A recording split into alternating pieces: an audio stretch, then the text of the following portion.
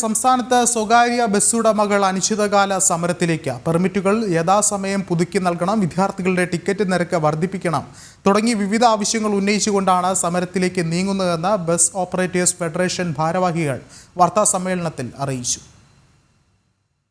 വ്യവസായ സൗഹൃദ സംസ്ഥാനത്ത് ഒരു മുതൽ മുടക്കുമില്ലാതെ സർക്കാർ ഖജനാവിലേക്ക് കോടിക്കണക്കിന് രൂപ അടയ്ക്കുന്ന ഈ വ്യവസായത്തെയും അതുമായി ബന്ധപ്പെട്ട് ജീവിക്കുന്ന തൊഴിലാളികളെയും സംരക്ഷിക്കാനുള്ള ഒരു ബാധ്യതയെങ്കിലും കാണിക്കണമെന്നാണ് പറയുക. അത് ആരോടുമുള്ള വെല്ലുവിളിയല്ല. ഗവൺമെന്റ് ചെയ്തു തരുന്ന ഓരോ ആനുകൂല്യങ്ങളും ഞങ്ങൾക്കറിയാമെങ്കിൽ പോലും ഞങ്ങളെ കൊണ്ട് പിടിച്ചു നിൽക്കാൻ പറ്റാത്തൊരവസ്ഥയിലേക്ക് വ്യവസായത്തെ കൊണ്ടുവന്ന് എത്തിച്ചപ്പോൾ ഞങ്ങൾക്ക് പറ്റിയ മറ്റു മാർഗങ്ങളൊന്നുമില്ല. വീണ്ടും ആവർത്തിക്കുന്നു, മറ്റ് സംഘടനകളുമായി ആലോചിച്ച് ഏറ്റവും അടുത്ത ദിവസം ഈ ബസ് നിർത്തിയുള്ള സമരത്തിലേക്ക് ഞങ്ങൾ പോകാൻ നിർബന്ധിതരായിരിക്കുക. കൂടുതൽ വിവരങ്ങളുമായി മിഥുൻ അയ്യപ്പൻ ചേർന്നുണ്ട്. മിഥുൻ, സമരമല്ലാതെ തങ്ങളുടെ ഈ ഒരു ആവശ്യങ്ങൾ നേടിയെടുക്കാൻ മറ്റ് വഴികളില്ല എന്നുള്ളൊരു നിലപാട് തന്നെയല്ലേ ഉള്ളത് ബസ് ഉടമകൾക്ക്? പ്രധാനമായി ഉന്നയിക്കുന്ന ആവശ്യങ്ങളിൽ ഒന്ന് എന്ന് പറയുന്നത് പെർമിറ്റുകൾ യഥാസമയം പുതുക്കി നൽകുന്നതിനാവശ്യമായിട്ടുള്ള നോട്ടിഫിക്കേഷൻ, അതുമായി ബന്ധപ്പെട്ടുള്ള നടപടികൾ സർക്കാർ കൈക്കൊള്ളണമെന്ന് ആവശ്യപ്പെട്ടുകൊണ്ടാണ് അവരുടെ ഏറ്റവും പ്രധാനപ്പെട്ട ഒരു കാര്യം എന്ന് പറയുന്നത്. ഇത് സംബന്ധിച്ച് സുപ്രീം കോടതിയിൽ സർക്കാർ അഫിഡവിറ്റ് നൽകി ഇത് സംബന്ധിച്ചുള്ള കേസ് തീർപ്പാക്കിയിട്ട് വർഷങ്ങൾ കഴിഞ്ഞിട്ടും ആ കോടതിയുടെ ആ വിധിക്ക് വില കൽപ്പിക്കുന്നില്ല എന്നാണ് ഉടമകൾ പറയുന്നത്. 140 കിലോമീറ്ററിന് മുകളിൽ ദൂരപരിധിയുള്ള പെർമിറ്റുകളും ലിമിറ്റഡ് സ്റ്റോപ്പ് ഓർഡിനറി ബസ്സുകളുടെ പെർമിറ്റുകളും സ്വകാര്യ ബസ് ഉടമകൾക്ക് പുതുക്കി നൽകേണ്ടതില്ല എന്നും അത്തരം പെർമിറ്റുകൾ KSRTCക്ക് മാത്രം നൽകിയുള്ളൂ എന്ന് കാണിച്ചുകൊണ്ടാണ് ഇത്തരത്തിൽ വിജ്ഞാപനം ഹൈക്കോടതി അസ്ഥിരപ്പെടുത്തുകയാണ് ചെയ്തിരുന്നത്.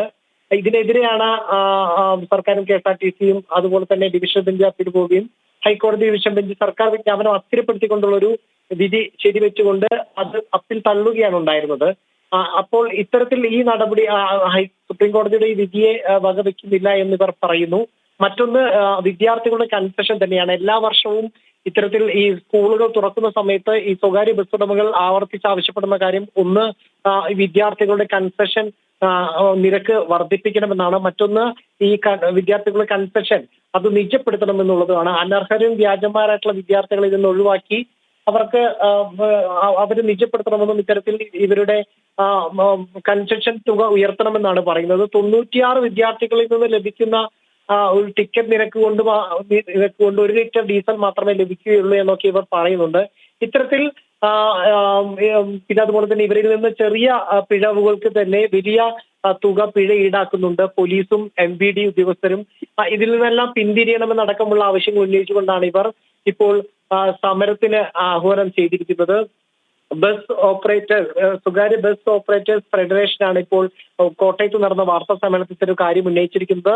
വിവിധ ബസ് ഉടമ സംഘടനകളുമായും മറ്റ് തൊഴിലാളി സംഘടനകളുമായും എല്ലാം കൂടിയാലോചന നടത്തിയതിനു ശേഷം 2-3 ദിവസങ്ങൾക്കകം ബസ് സമരത്തിന്റെ തീയതി പ്രഖ്യാപിക്കുമെന്നാണ് ഇപ്പോൾ ഭാരവാഹികൾ വാർത്താ സമ്മേളനത്തിൽ അറിയിച്ചിരിക്കുന്നത്. ശരി, മിഥുനാണ് വിവരങ്ങൾ നൽകിയത്.